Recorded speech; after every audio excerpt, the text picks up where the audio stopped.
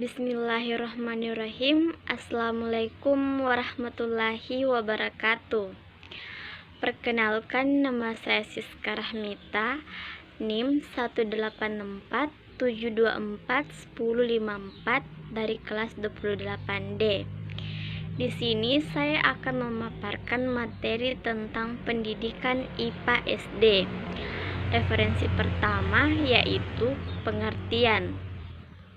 Keterampilan fisik dan mental terkait dengan kemampuan-kemampuan yang mendasar yang dimiliki, dikuasai, dan diaplikasikan ke dalam bentuk kegiatan ilmiah sehingga para ilmuwan berhasil menemukan sesuatu yang baru.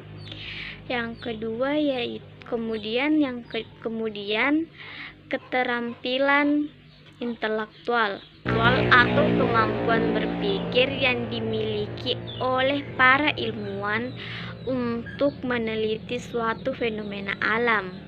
Selanjutnya yang kedua yaitu keterampilan proses dalam IPA. Bagian A, ada 8 keterampilan proses dalam IPA, yaitu yang pertama, mengobservasi, mengklarifikasi, mengukur, mengkomunikasikan, menginferensi, mengenal ruang dan waktu, dan mengenal hubungan angka. Kemudian bagian B yaitu keterampilan proses terpadu.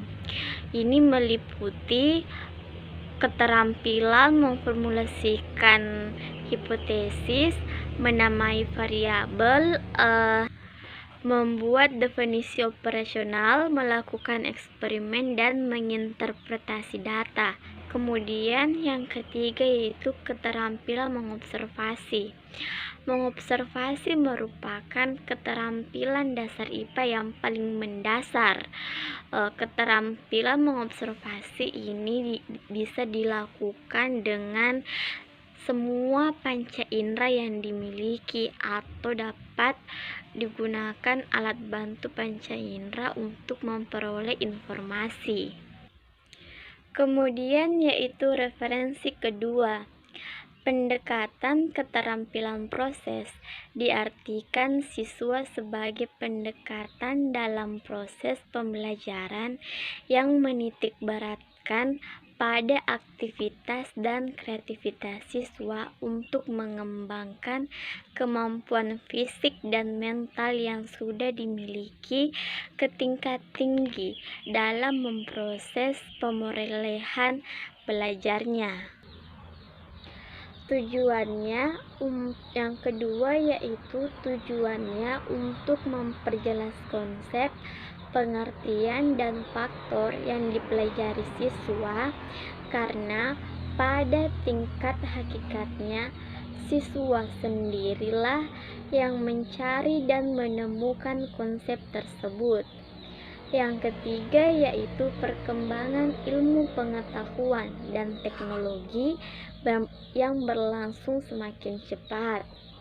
Pemahaman siswa yang didapat melalui keterampilan proses akan lebih bermakna dan dapat mengingat lebih lama. Kemudian yang keempat yaitu prinsip pendekatan keterampilan proses. Percepatan perubahan ilmu pengetahuan dan teknologi, pengalaman intelektual, emosional, dan fisik dibutuhkan agar didapatkan hasil belajar yang optimal. Kemudian yang kelima yaitu langkah-langkah pendekatan keterampilan proses. Yang pertama, siswa menghadapi masalah. Siswa merumuskan masalah, siswa merumuskan hipotesis, siswa mengumpulkan dan mengolah data informasi dengan teknik dan prosedur tertentu. Siswa menguji hipotesis berdasarkan data atau informasi yang telah dikumpulkan dan diolah. Kemudian yaitu menarik kesimpulan. berdasarkan kesimpulan pengujian hipotesis, dan jika ujiannya salah maka dia kembali ke langkah 3, 4, dan seterusnya. Kemudian yang keenam yaitu bentuk penilaian keterampilan proses, yaitu tes tertulis, tes perbuatan, pemberian tugas, penilaian proyek, penilaian sikap, dan penilaian portofolio. Selanjutnya referensi ketiga. Penjelasan dari tiap-tiap keterampilan proses, keterampilan dasar akan diuraikan sebagai berikut menurut Dwianti pada tahun 1999. Yang pertama yaitu mengamati objek dan fenomena-fenomena alam dengan panca indera. Sifat-sifat utamanya yakni kualitatif dan kuantitatif.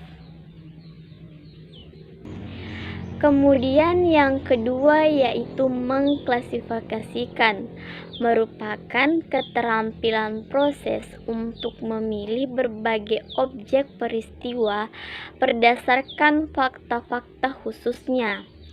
Yang ketiga yaitu mengkomunikasikan, yaitu penyampaian dan memperoleh fakta, konsep, dan prinsip ilmu pengetahuan dalam bentuk suara visual.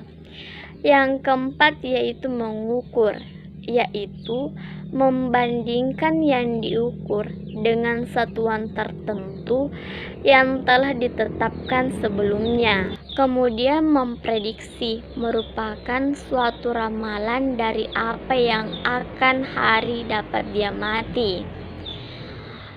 Kemudian yang keenam yaitu menyimpulkan, yaitu suatu keterampilan untuk memutuskan sesuatu keadaan objek atau peristiwa berdasarkan fakta, konsep, dan prinsip yang diketahui.